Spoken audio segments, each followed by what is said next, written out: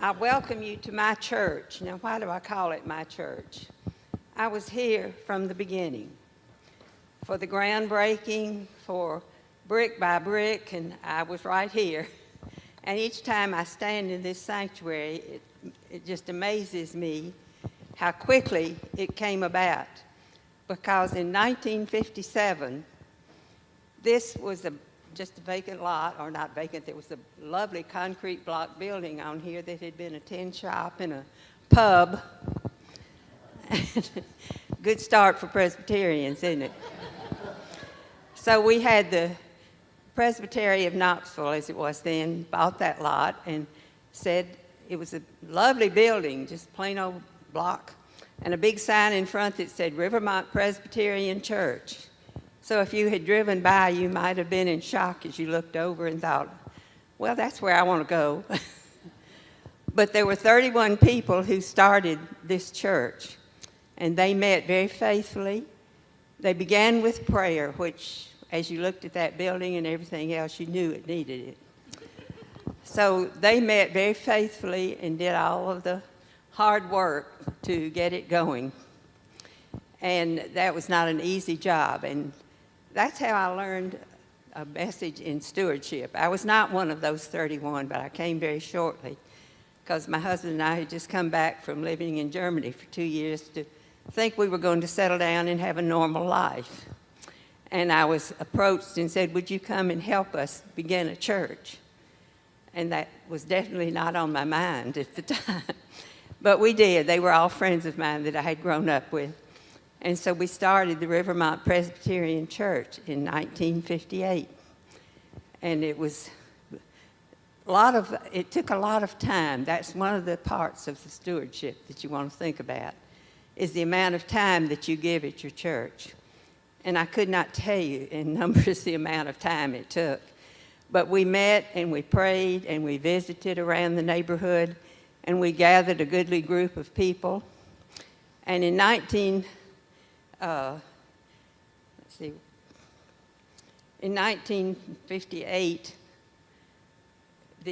this part, but the Sunday school part was begun and dedicated very shortly after that. In 1967, I have to get the dates right, October 15th, 1967, this sanctuary was dedicated.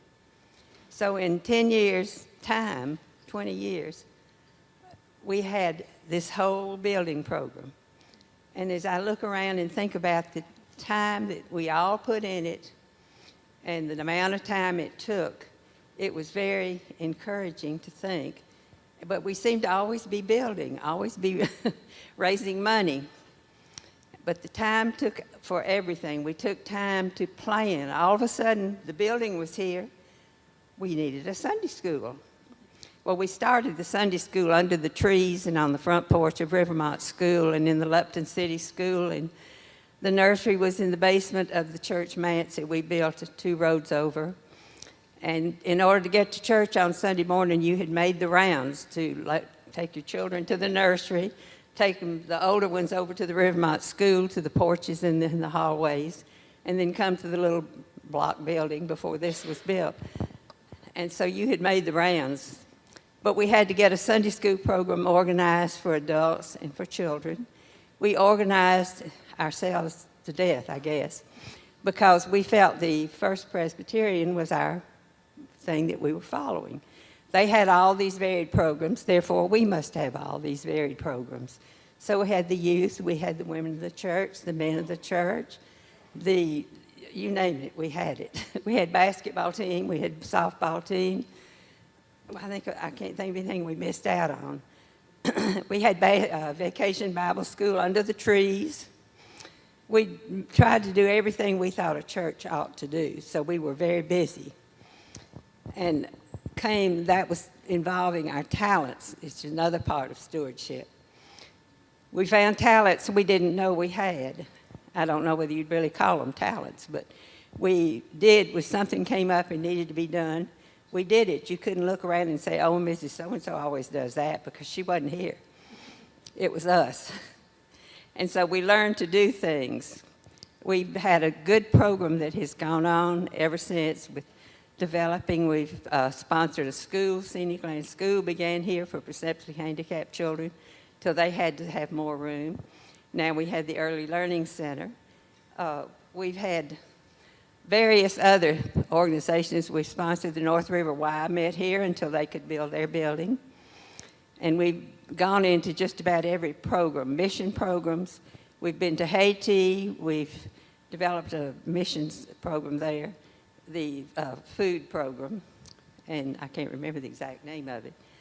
But we have been into everything available, sponsored missionaries in different places. As I said, we were trying to follow along with what we thought a church ought to do. And we worked, and our time was taken. We lovingly gave it. And you're looking at the first janitor of Rivermont Presbyterian Church, the first job I was given to be in charge of the cleanup for Sunday morning. Needless to say, that sort of passed on with the old concrete block building. But that's my claim to fame in the history of Rivermont. But we have all been very willing to do and to carry on the work of the church as we felt it was needed. We had a choir. We had a pianist, Marion Huffaker, who I noticed was on the prayer chain, and you all keep her in mind. She was our first pianist. We had a bell choir came. We even had, in the old concrete block building, we had a Christmas pageant, if you can imagine. We had an Easter sunrise service. We had a Thanksgiving breakfast once we got into the building, and just everything we felt needed to be done. So our talents were well used. And of course, all those things took money. So you get to the very top notch of stewardship is the giving of not just ourselves, but of our talents and our money. And so when we think about our tithes, think about this, that the church operates on what we give. And I think the biggest thing to really think about with the church is a little song that you learned probably in kindergarten or below.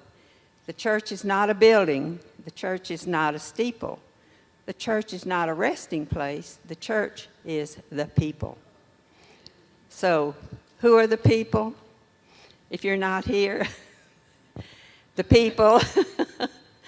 The people are the people of the church, and they're the ones who do it. This is just a building otherwise. But once it's filled with the people of the church, that is the church. So I just wanted to share with you my thoughts on it.